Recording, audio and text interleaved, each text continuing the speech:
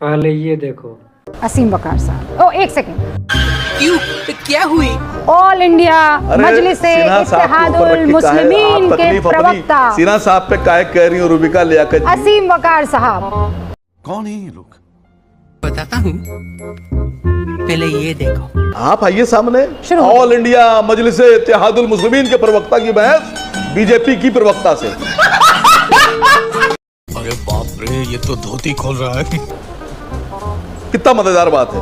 और बीजेपी प्रवक्ता विरोध नहीं कर पा रही। भारतीय प्रवक्ता से लिए बनी पार्टी के प्रवक्ता की बहस इस वक्त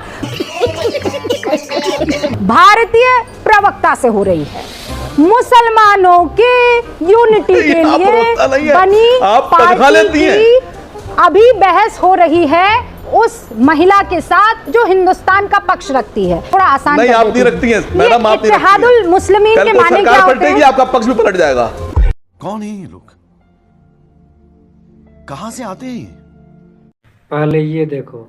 इमरान को खुद एक शायर को एक पार्टी का गुलाम बनना पड़ा ताकि उनकी आवाज मैग्नीफाई हो। तो रुको जरा, पहले तो आपके सवाल में जो शब्द है, आप आज तक में नौकरी कर रही हैं तो आज तक की गुलाम थोड़े ही है। शायरी को पेशा चुना और फिर अब सियासत का हिस्सा बन गए। अभी मजा आएगा ना भिड़ो। कोई पेशा आप छोड़ेंगे किसी के लिए? कर क्या रहे जीवन में आप? पत्रकारिता की पढ़ाई की, लेकिन छोड़ दिया, पेशा नहीं बनाया उसको। करते तो वो भी अच्छा करते। वो जिसका जिक्र फसाने में था ही नहीं, वो बात इन साहब को बड़ा नागवार गुजरी है। अब बैठे भी हमारे मंच पे है। अच्छा, हम यहाँ अगर आए हैं ना तो आपने हमें बुलाया है, हम तब आए हैं। कितने सांचों में ढल के आए हैं, ख्वाब की तरह पल के आए हैं।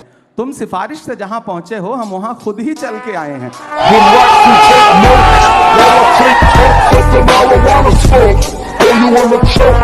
कौन है ये लोग? कहां से आते हैं? पहले ये देखो। अब मुझे ये बताइए, हमास आतंकवादी संगठन है कि नहीं है? बताता हूँ, पहले ये देखो। मैं आपके किसी बात का जवाब तब तक नहीं दूंगा जब तक आप मेरी बात नहीं सुनेंगे। कि मैं आपको इस काबिल ही नहीं समझता कि आपकी बात का जवाब। कान मत दीजिए ना यहाँ बैठकर जबरदस्ती। तो आए क्यों है यहाँ पर? समझता क्या नहीं, आप इस काबिल ही आप नहीं यहाँ पर आए क्या है करने के लिए? आए क्यों है फिर यहाँ पर जब सवाल का जवाब ही नहीं देना है? कोई बात नहीं, मेरी तनख्वाह पे आप मत परेशान हो। भारी भरकम तनख्वाह मिलती है मुझे। दलाल दलाल। कौन है ये लोग?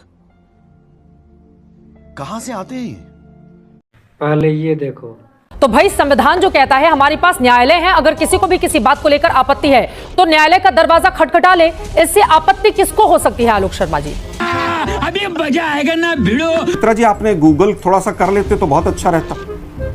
आप बिल्कुल अंधभक्त होके गौरव जी की मोहर लगा रहे हैं बात पर।